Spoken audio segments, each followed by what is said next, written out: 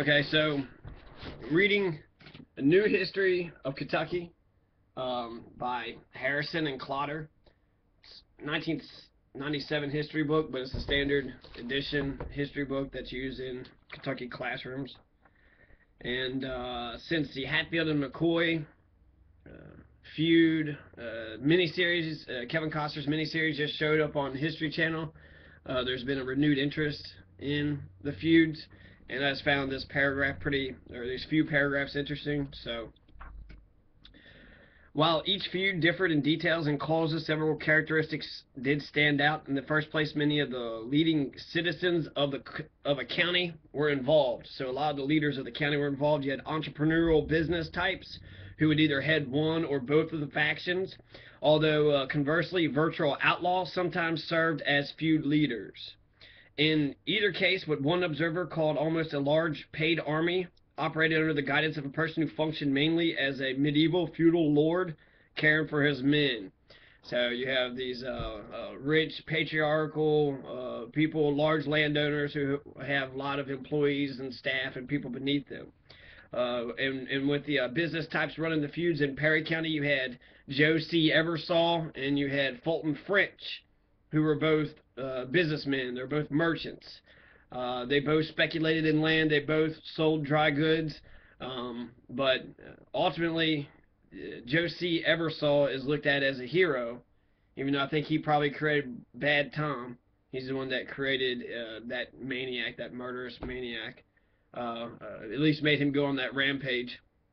But he's looked as good because Fulton French was screwing over the Appalachian people by buying their land and for real dirt cheap prices, and when they were sitting on top of some expensive mineral rights or lucrative. The land that they were sitting on had black gold underneath them. So, yeah, just like Bolivia, Appalachia is a beggar sitting on a throne of gold. It's kind of insane that Letcher County has 60% of the people of Letcher County doesn't have running water, and they're sitting on all that coal. And Perry County just fired like a bunch of coal miners, 1,000 people or some shit. They don't give a fuck about you. Actually, the more the coal miners and the coal mines get mechanized, the more machinery that they put in, the less that they need people. So the more mechanized, it actually we're losing jobs. So for coal miners to say they're job creators, that's not true. They just fired, I think it's 500 people.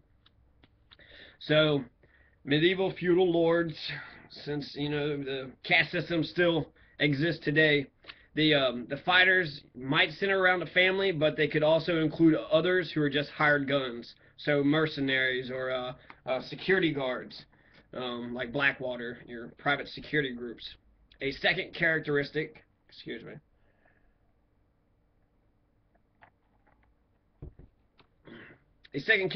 sometimes submerged at the time by writers who told of the code of honor of the mountains, was that the actions taken were generally cruel and cowardly. Honor seldom appeared when the ambushes and assassinations proved the favorite method of murder. So the ambushes and assassinations, they were bushwhacking. They're out in the trees. They were like the American Revolutionary terrorists, right? They were the Indians, or or I guess Confederates. They were bushwhacking. So bushwhackers, ambushes, assassinations, that was their favorite method of murder. To say like it was like a civilized or had a code of honor, there was no code of honor. It was just a bunch of, I guess, by any means necessary, right? So they were just killing people however they could. And pitched battles usually centered around the symbol of justice, with the courthouse. They did occur. Perry County had a courthouse battle, but usually only because one side was trapped and outnumbered, which was true about the Perry County Eversole French feud. There's a bunch of feuds throughout eastern Kentucky. The Days of Darkness. So other ways that it wasn't honorable, young boys would be tied to bushes and they were executed. Unarmed women were beaten or they were shot as they fled a burning house. Men were shot in the back. So these are the kinds of violence that left deep mental scars with the living and that produced deeper desires for further revenge. Finally, while causes of feuds differed, a few key elements appeared in what people of the region called the Troubles. So in the region, the troubled region, right? The dark forest. I don't know, like there's the Black Forest of Germany. Anyways, so the region called the Troubles, and anger escalated into violence because of such factors as Civil War memories, the presence of whiskey at elections, political partisanship, economic rivalries, the prevalence of concealed weapons, and an intense localism fed by a restrictive isolationism. And that's a good sentence. I'm going to repeat it. So what caused the feuds of Eastern Kentucky was a combination of circumstances.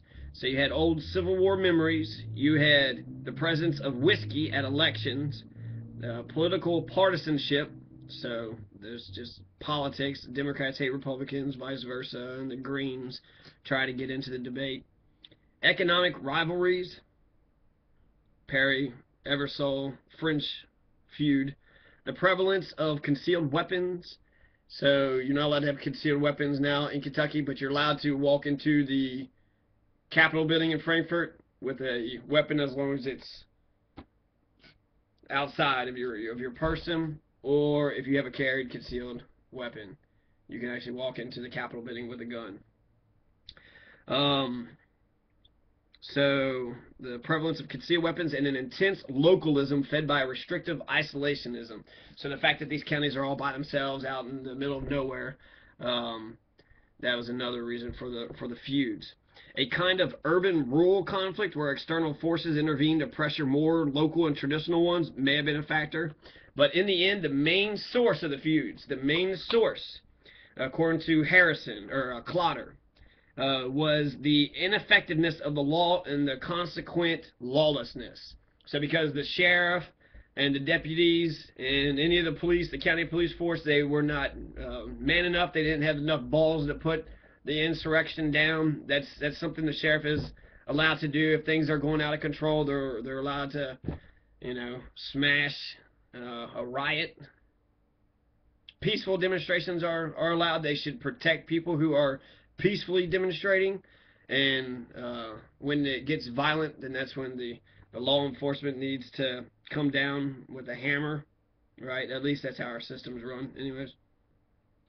So because the law is ineffective, that's why all these feuds were happening, and when no responses or legal redress can be obtained from the legal system that was rotten to the core, other answers had to be sought. A form of family-oriented vigilantism developed, one in which interwoven ties fed by a limiting environment produced a bloody personal code. Each resulting act only worsened the situation, and revenge, not justice, guided most actions. A widow in the Baker-White feud explained how her chief aim in life became the avenging of her husband's death. So she's quoted as saying, "Each day I shall show my boys the handkerchief stained with my husband's blood, and I will remind them and tell them who murdered him." So she's a constant reminder to her boys to get revenge on the person that had killed her husband. The circle of violence grew wider with each generation. So just like the Hatfield McCoys, it started out with just two, but then the kids started getting into it, and then it widened and became something bigger. The result of feud violence for Kentucky and Appalachia would be broad and far-reaching. The immediate effects of most feuds proved to be an out-migration of some citizens, so people would leave the county since it wasn't safe. A business depression in the affected counties. Since there's violence, then how could business people operate with, safely? How could they operate safely if there's vigilantes running around? And so business suppression and suspended growth. So the feuds encourage people to move out. They also stop business from being developed and producing more jobs. The effects, though, for the short term didn't last, since there was a coal boom in the early 1900s, and the coal boom struck the region, and it gave the feud desolated places a rebirth. So because the economic factors of Appalachia got better, there were less feuds. So I think it's a good, interesting perspective about the feuds in Eastern Kentucky. So it hurts businesses, and it's law enforcement not having the balls to be able to smash the vigilantes. And like they said, sometimes it's the leaders of the county or the entrepreneurial leaders or business leaders or possibly the county officials themselves. And if it's the county officials themselves, I mean, what do you do in that situation? Get your own people in there, I guess, and elect somebody, or call the National Guard, get the governor involved. Uh, yeah, so, and it was an honor. They didn't kill with honor. The woman who had her husband killed, I can understand that. I can understand why somebody would want revenge. I get that. So, I guess you'd have to look at each individual case to see if they were justified or not. So, anyways, um, fuck the Hatfields.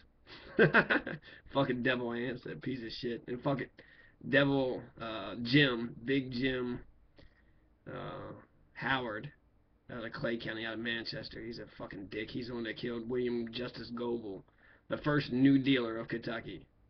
So, there's some Kentucky history. Peace.